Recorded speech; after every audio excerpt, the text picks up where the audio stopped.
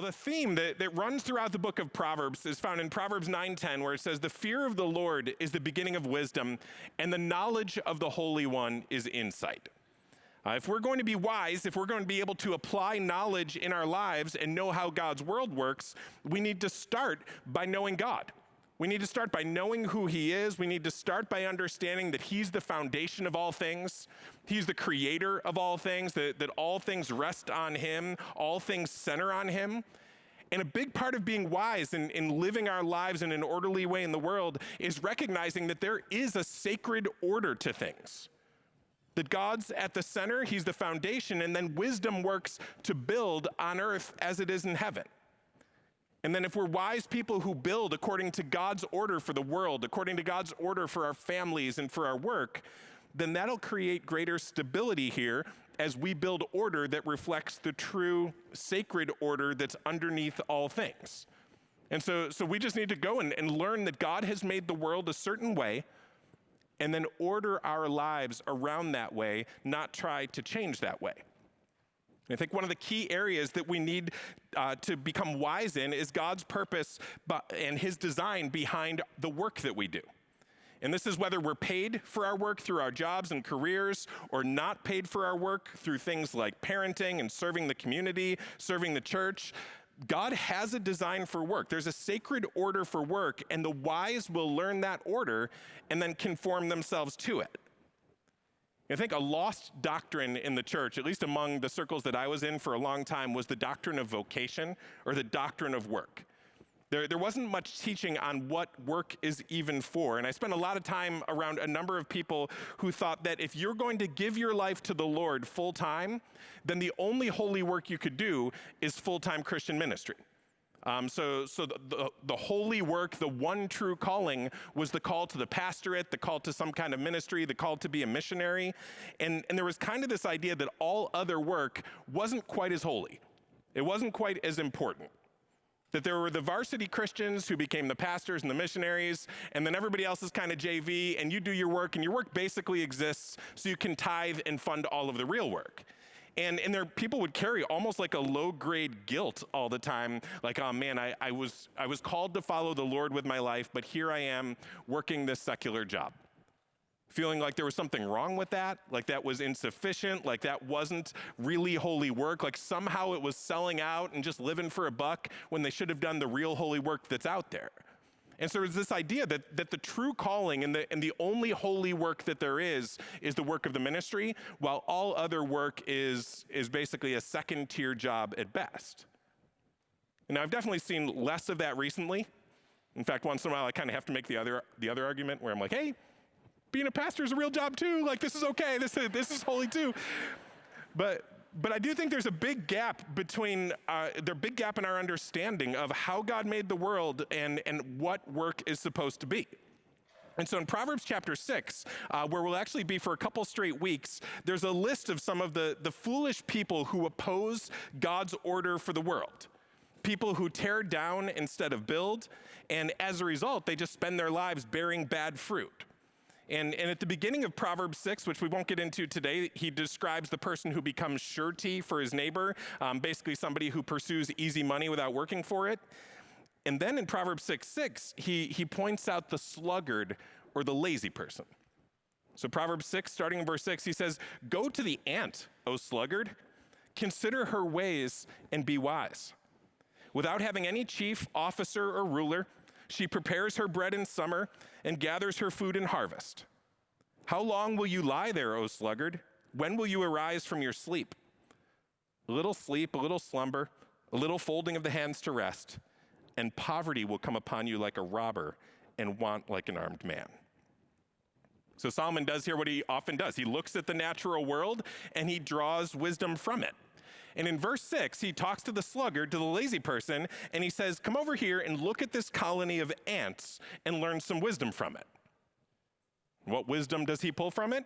Verse 7, he says, the ant doesn't have any chief, officer, or ruler, but still prepares her bread in summer and gathers her food in the harvest. And in Palestine, there's a common kind of ant called the harvester ant that stores up grain in its nest all summer long to feed the whole colony all throughout the year. And so Solomon says to this lazy person, look at the ant. Look how hard that ant works to provide for its needs. And the ant doesn't do so because there's some chief telling it what to do. It just sort of does it by nature.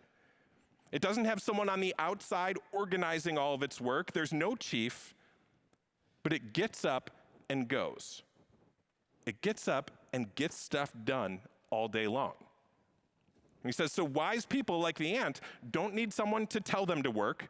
They don't work because someone is making them. They work like the ant works because it's the nature of wise people to give their days to productive labor.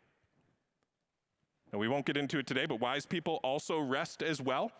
I mean, God set up the rhythm of creation where we work 6 and we rest 1, but that's our ratio, 6 days of getting stuff done to 1 day of rest. And so Solomon's saying here that wise people will know something about the way the world works, and that's that Proverbs 12:11, whoever works his land will have plenty of bread. The way the world normally works is that if we work hard, good things will come of it. There will be provision for our families. God's world is green, and the things that we plant grow here. So God made this world to be worked, and hard work produces good.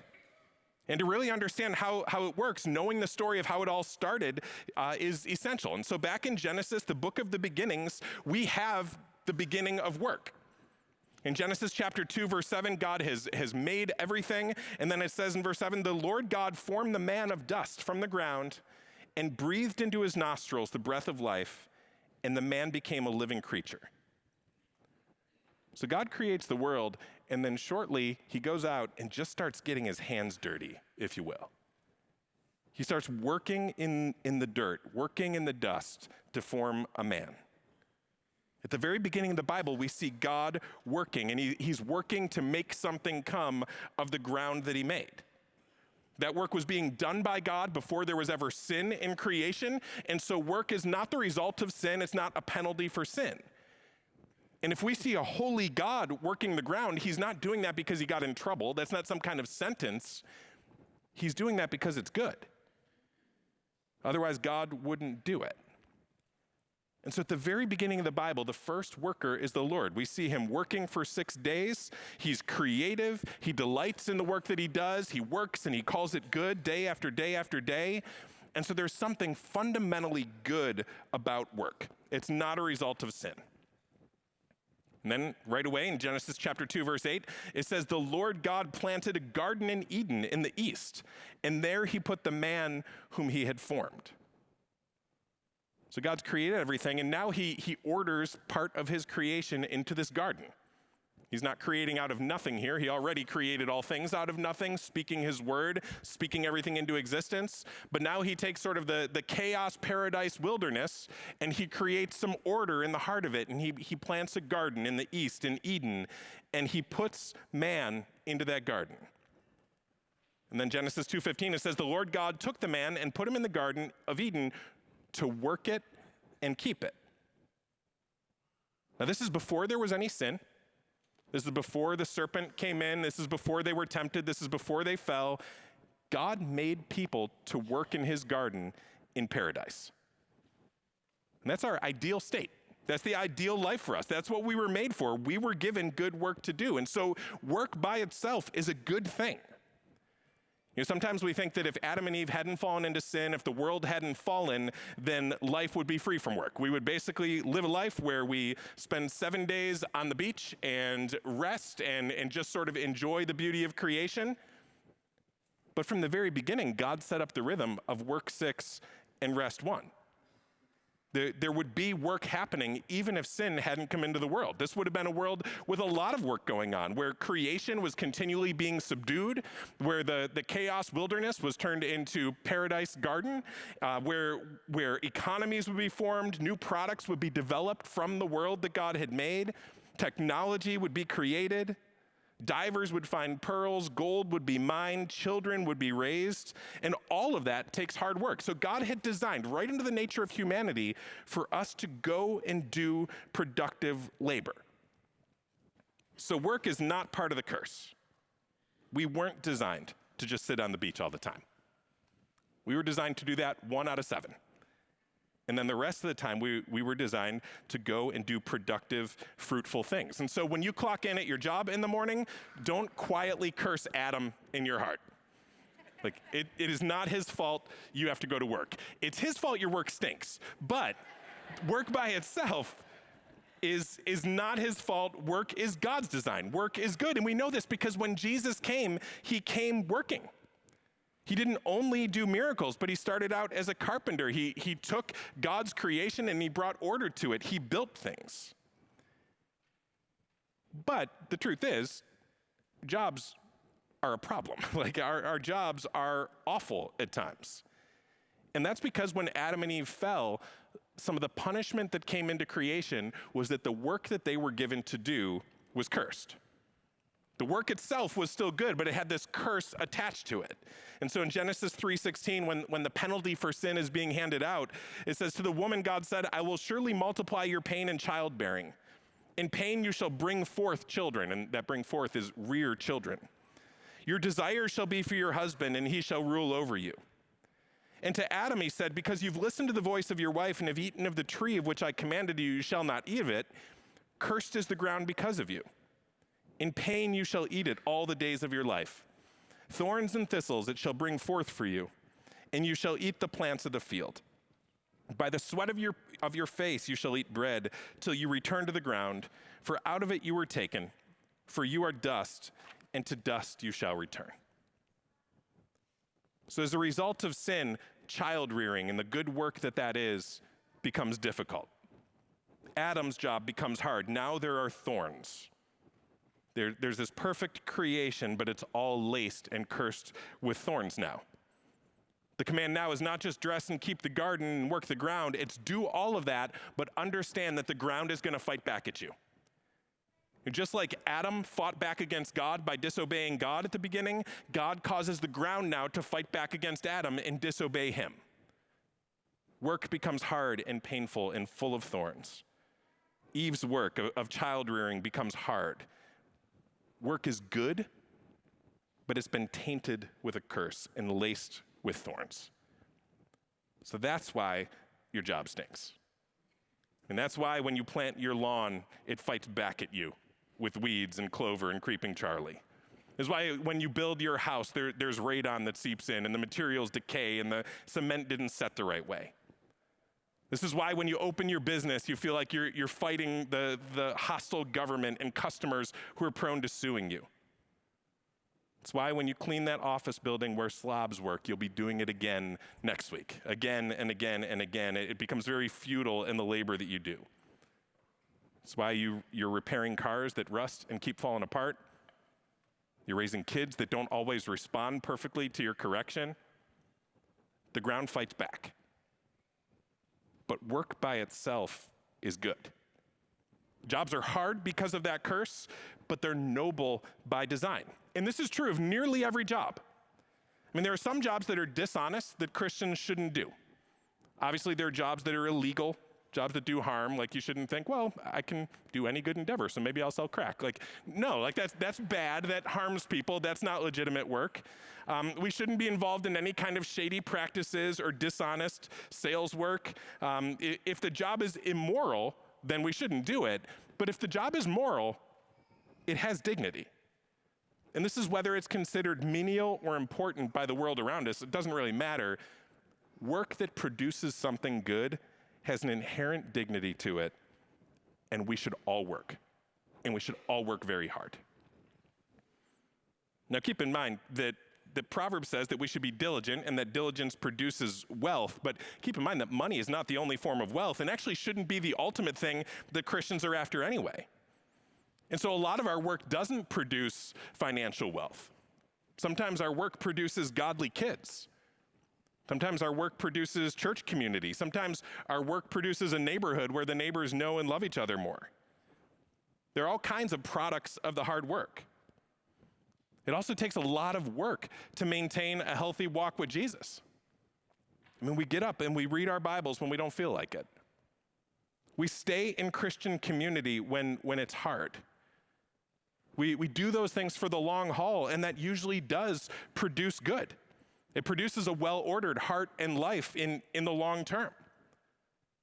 We have to work in all kinds of categories of life, not just in the places where we're going to get a financial paycheck for that work. But this principle of diligence applies to all of those areas. We should all be diligent whether our work is paid or not. And if we fail to be diligent and work hard, we can expect to not have all we need in any of those categories. Proverbs 24, verse 30. Again, looking at the world around him, he says, I passed by the field of a sluggard, by the vineyard of a man lacking sense. And behold, it was all overgrown with thorns. The ground was covered with nettles, and its stone wall was broken down. Then I saw it, and I considered it. I looked, and I received instruction. So again, he walks by the field of this lazy guy, and it's a mess. It's not producing any crop at all, and he's kind of walking there with his son, and he says, we've got to learn from that guy's mistake. For the person who doesn't work, there isn't any food. This guy has a field, but instead of going out and doing the hard work of fighting back thorns and thistles and working in the hot sun, he's inside perfecting his video game skills, updating his Instagram 10 times a day, sleeping till noon. And because he lacks sense, he doesn't see what the consequences of that will be. But they come. Verse 33, a little sleep, a little slumber, a little folding of the hands to rest, and poverty will come upon you like a robber and want like an armed man. That a lack of diligence in any category of our lives will produce poverty in that category. A lack of diligence to read our Bibles will produce a spiritual poverty. A lack of diligence to care and raise for our kids will produce bad fruits in their lives. This guy here is lazy, and as a result, he becomes poor. And he's saying here, that is how God's world works. The teaching of Proverbs is that if you are lazy, you will become poor. Now we have to be careful here, because the teaching of Proverbs is not that all of the poor are lazy. Those are different things. Like he's saying that laziness is a road to poverty for sure, but he's not saying that all the poor are lazy, because Jesus was poor and not lazy.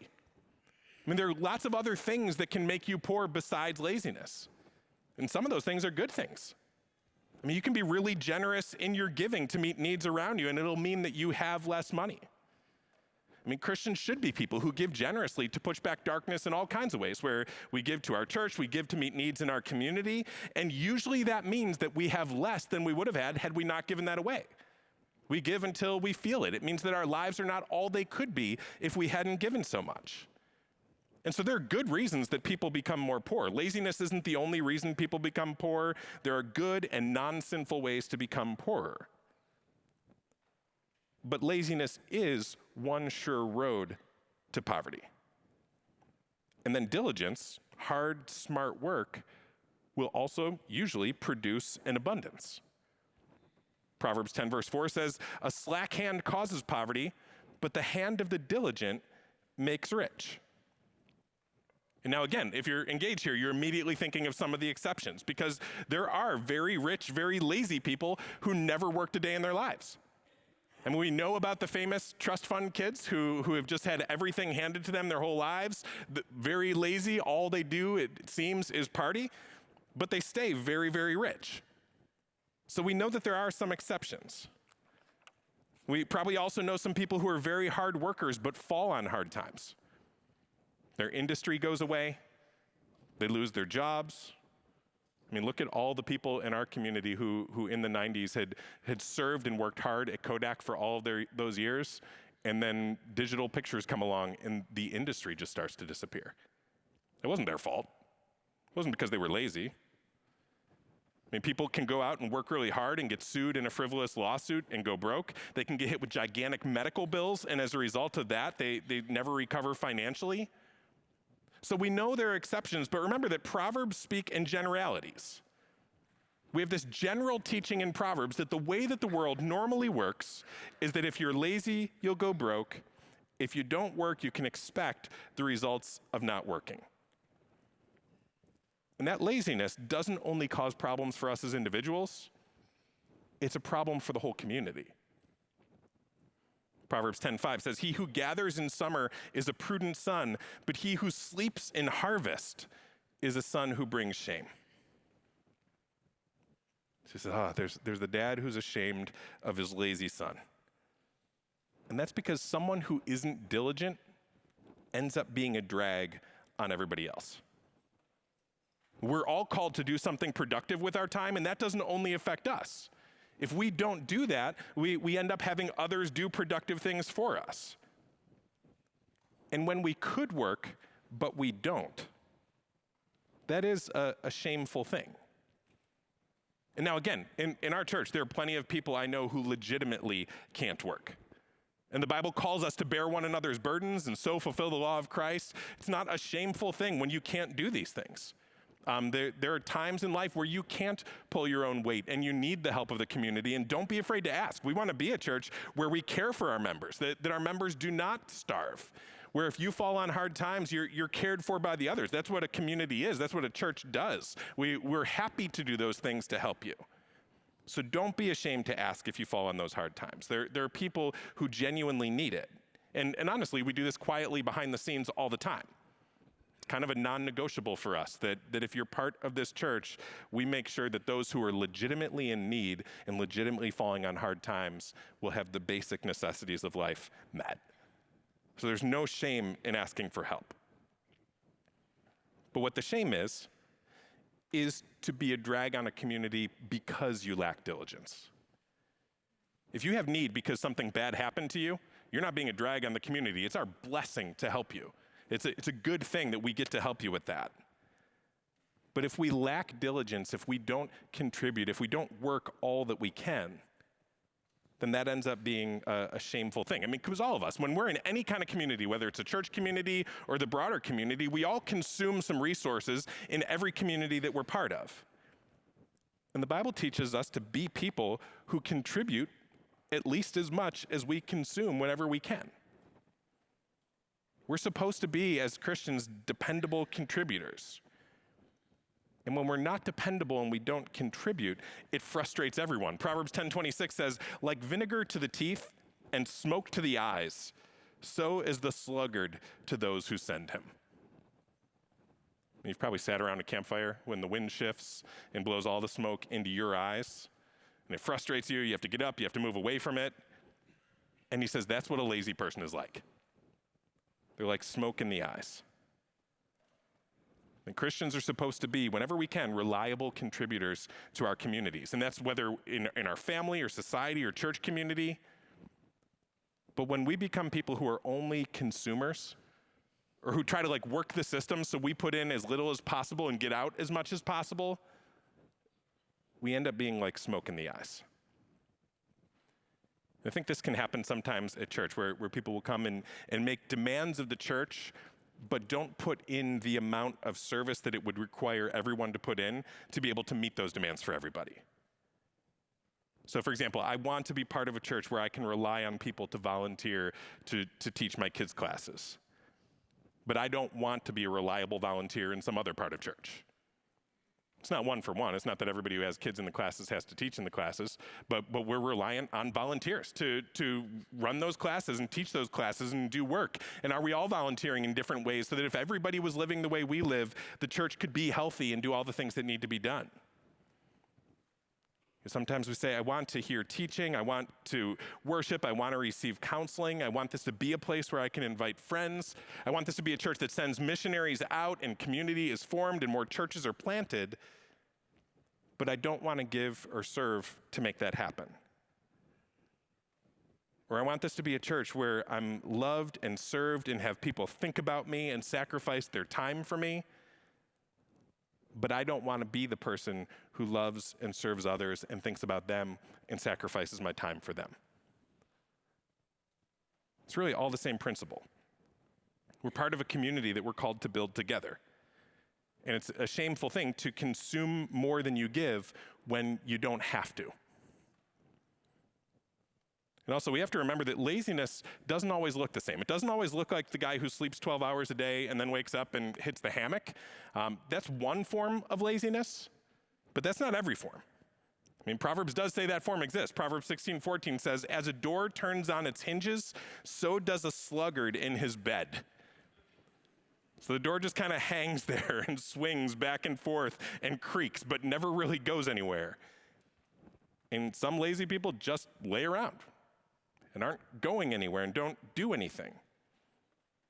They don't believe that there should be any work in their lives. They think that they need to avoid work for some reason. They don't want to do what's required to eat. So, funny verse, Proverbs 26:15, it says, "The sluggard buries his hand in the dish. It wears him out to bring it back to his mouth."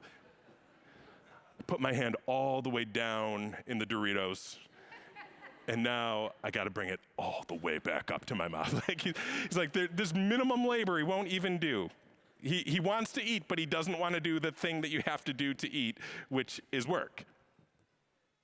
And so that's one kind of laziness, the kind of laziness we're familiar with. But another is actually playing it too safe, which I don't think we normally think of this as laziness. But sometimes we can get to a place where we're so hyper concerned for safety that we don't take the risks required to go to work, to try hard things, to take a risk, to start a new endeavor, to start a business, to sign up to serve in a ministry, to start a ministry.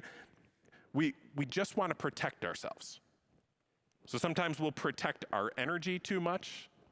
We'll protect our time and our margin too much. And we'll look for reasons that we shouldn't act. Proverbs 26:13 says, "The sluggard says, there's a lion in the road. There's a lion in the streets." So sluggard, you going to work today? No. Why? Lions in the road. I mean, that's happened. Like, lions do come in the road in that part of the world for sure. But everybody else is going to work. Well, not me. I don't want to risk it. You know, safetyism is making safety our ultimate priority, so much so that we don't engage in good endeavors that require risk. We can be so afraid of losing our comforts that we don't act. Just kind of blame the lions. But there's always a chance that there's a lion in the street. There's always a risk. There are always things that go wrong. And we still have to work. We're still called by God to go out and give ourselves to good endeavors. So there's the laying around all day kind of laziness. There's the playing it too safe kind of laziness. There's also just a regular excuse-making kind of laziness where you just can't be talked out of it. Proverbs 26:16 says, "The sluggard is wiser in his own eyes than 7 men who can answer sensibly." He's just always too smart to listen to anybody. He criticizes those who work instead of working himself. I don't want to work a job like that. It's kind of soul-sucking. It's a 9 to 5. It's a desk job. It's boring. That guy doesn't know how to live. I'm not going to do that. I don't want to do menial work because you can't move up from there. I have a college degree. I'm not going to get that job for less pay than I'm worth. And always making excuses and can't be talked out of any of them. And so laziness can be laying around. It can be just excessively avoiding risk and being way too safe. It can be being full of excuses. And it can also be being very active in pursuing things that don't produce good fruit. Proverbs 12:11 again, he says, "Whoever works his land will have plenty of bread, but he who follows worthless pursuits lacks sense."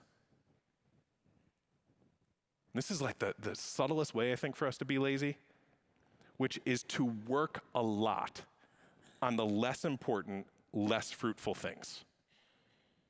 To work on the easy stuff, work on the fun stuff, be very, very busy with full days and full weeks, but lazy because we're not doing the hard things that could produce the best for our neighbor, for our church, for our family, for our company.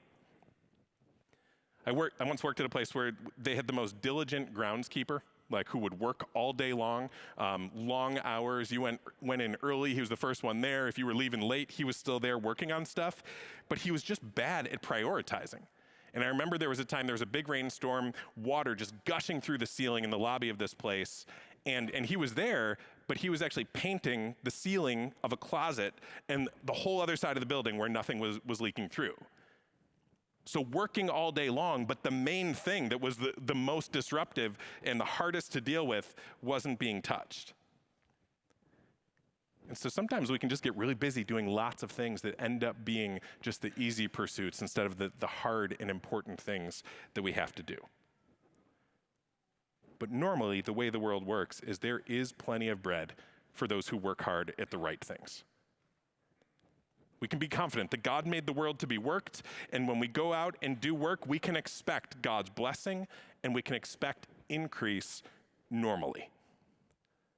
I mean, when we do holy work, we can expect God to empower it. And you say, okay, well, yeah, but that's church work. God blesses that stuff. I'm in business. I'm a carpenter. I'm an entrepreneur. I can't do my work with that same faith that God will bless it. But yes, you can. Because all work that is moral work is spiritual work. And this is that lost doctrine of vocation. The doctrine goes something like this. Martin Luther taught this often, that somewhere around the world today, Christians are praying to the Lord, give us this day our daily bread. And by doing any honest job, you're contributing to God's answer of that prayer. So someone is praying, give us our daily bread, and God blesses the work of the farmer who plants the wheat. God blesses the person who builds the tractor to harvest it, the person who drills for the oil to go in that tractor, the person who sells the steel to build the silo to store it. God blesses the person at the bakery, the person who plows the road so that it can be transported, the truck drivers who get it all over the place, the person at the register at Wegmans selling it. God blesses all of that. And all of those people are one small part of God answering that prayer, give us this day our daily bread. Which means that all of that work has dignity. It all matters. It's all good. It's all helpful. It's not less than spiritual work. It's not like you're not serving the Lord when you're mopping the aisles at Wegmans. If you're doing good work, you are part of God's answering those prayers. There's also a lot of legend around Martin Luther. There was a time, according to legend, where Martin Luther told the milkmaids that they should be encouraged that their work is spiritual because when they milk the cows, God is milking the cows through them. Another time, according to legend, someone came up to Martin Luther and said, I want to serve the Lord with my life. What should I do? And so Luther said, what do you do? Now, obviously, this guy thought, I want to serve the Lord with my life. Must be a calling to the priesthood or to the ministry of some sort. So Luther said, what do you do? And he said, I'm a cobbler. I'm a shoemaker. And Luther said, then make a good shoe and sell it at a fair price. Like, do that work and do it to honor the Lord. We're called to be diligent at whatever our hands find to do. And then also, when we are, we can expect that because God blesses labors, we may find ourselves increasing in our influence, and we should use every bit of influence, every promotion we get, every platform we get from doing good, hard work to make a great name for Jesus in our industry. And then if God does bless us with financial wealth, we use that to plow back into the community around us. Plow it into the church, we plow it into the needs that we see around us, we plow it into other new endeavors. And if you work your job well for a long time, always working at doing it better, building your skills, working hard, you can expect that you'll probably gain more influence. Again, this is the way things normally work. Proverbs 22:29 says, do you see a man skillful in his work? He will stand before kings. He will not stand before obscure men. If you get skilled at anything, there's a decent chance that a platform comes. We shouldn't be people who try to build platforms. We should be people who try to work really hard, and then any platform that we're given from that hard work, we use for the glory of Jesus. If you're skilled, he says, you can ascend. Now today, a lot of people think that everyone who rises to the top or everybody who's at the top of any industry or any organization, that they must have just gotten there by oppressing others, stepping on others to get there, and certainly that happens. I think we've all known people who played dirty to get to the top in all kinds of different places. But we want to have wisdom that says that's not how everybody gets there. Some get there by diligence and hard work and skill and serving other people. Some get there by getting up and working really hard for lots of decades, building their skills, building their influence through hard work and love and service, not through trying to get to a platform, not through stepping on others. So he's called us to work. And so you say, all right, well, I'm young, I'm starting out, like I don't even know what I'm supposed to do. Like what am I supposed to do with my life? What endeavors should I give myself to? Well, there aren't a ton of wrong answers. I mean, look around at the needs that you see. What needs do you see? What problems could you solve that are out there? What gifts and experiences do you have that could be used? What skills and training have you already received that you could put to good use for others? Where's your best track record? What things have gone the best in your life? What have been your most fruitful endeavors so far? Can you multiply those? What opportunities are in front of you? Where do you see some chaos that you could bring order to? What can you make? The people who know you well and are honest with you, what do they say you're good at? What does your spouse think you could do? Your small group, your pastors who know you, is there a real need for that skill that you have? So look at all those things and then take some risks and work hard serving other people, trusting God to provide the necessary blessings. And this, I think, is where we get to the heart of laziness a little bit. One of the reasons that we are lazy, one of the reasons we pursue less important things, one of the reasons we're not as fruitful is because we don't really trust God's blessing on those things. And there are two different ways that we could abuse work. One that Proverbs actually doesn't talk about a lot is overwork. And that's where we're driven by work. We find our identity in our work. It becomes who we are. We say, I've got to succeed. I know who I am from the work that I do. I'll sacrifice anything else so I can succeed in that work, including my family, including my walk with the Lord. Everything gets sacrificed on the idol of that work. That's overwork. That's certainly a problem. And that comes from just not trusting God. We don't trust God for our provision, so we have to go out and do it all ourselves. And then the other abuse of work is laziness, where we don't trust that if I go out and work, God will produce something. And so overwork and laziness both have the same heart underneath them. They both are not trusting God in his goodness. Sometimes we get lazy because we don't have much hope that life could be any different. Like we don't really believe that God would bless us. So I don't pour my energy into my children because I know I'm sinful, and why would God bless my efforts in their lives? I mean, it's futile. They'll eventually just rebel. I don't want to take any risks because I'm just not the kind of person that God blesses. I'm carrying this guilt with me. I'm carrying the shame. I just assume that God's allowing me to live, but certainly not blessing me in my life. I really just deserve frustration. I mean, I'm so sinful. Why would God bless anything that I go out and do? And Proverbs says this, Proverbs 15:19, the way of a sluggard is like a hedge of thorns, but the path of the upright is a level highway. So we can have just a hedge of thorns in our way, and we can think it will be nothing but curse for me, because that's what I deserve. I mean, this verse says that if you're upright, you can expect God to bless you, but if you're not upright, then you can just expect thorns. And man, I'm not upright. Like, why would God bless my work? Why would he bless my kids? Why would he bless my church endeavors? I'm not worthy of it. Things won't go well for me. They shouldn't. I deserve thorns, which is true. But there's one who didn't, and he took the thorns. When Jesus went to Calvary, where a crown of thorns was placed on his head at the beginning of Genesis, you have those thorns lacing all of creation as creation is cursed. And then Jesus comes, the one who is upright, the one who is sinless, the one who didn't deserve that curse at all, and he goes to the cross, and a crown of thorns is put on his head. Jesus took the thorns so that we could take the highway. That curse that we sense that we all deserve, the fact that we feel like God should be against me. If he's just, he should oppose my work and I should expect him not to bless me. That shouldn't be the expectation of a Christian. Because Jesus took that curse for us. When Jesus died on that cross, he was putting to death our sin. When Jesus rose again, he triumphed over the grave, and he gives this offer that whoever believes in him will not perish but have everlasting life.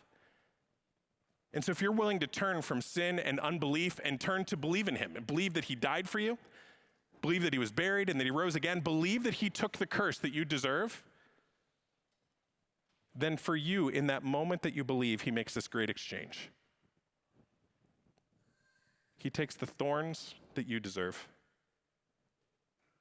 and he gives you that level highway that he deserved. He lifts the curse from you. And you're still in a cursed creation. There's still a lot that goes wrong. There's a lot that can blow up in our work. Things don't always go the way they're supposed to go.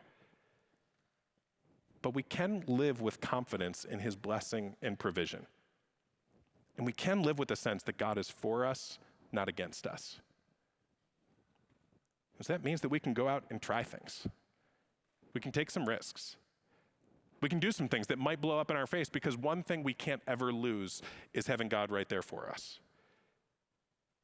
And so if we take that reasonable risk to start the business, to start the ministry, to sacrifice some time, to commit ourselves to a hard work, we don't necessarily know how that'll go.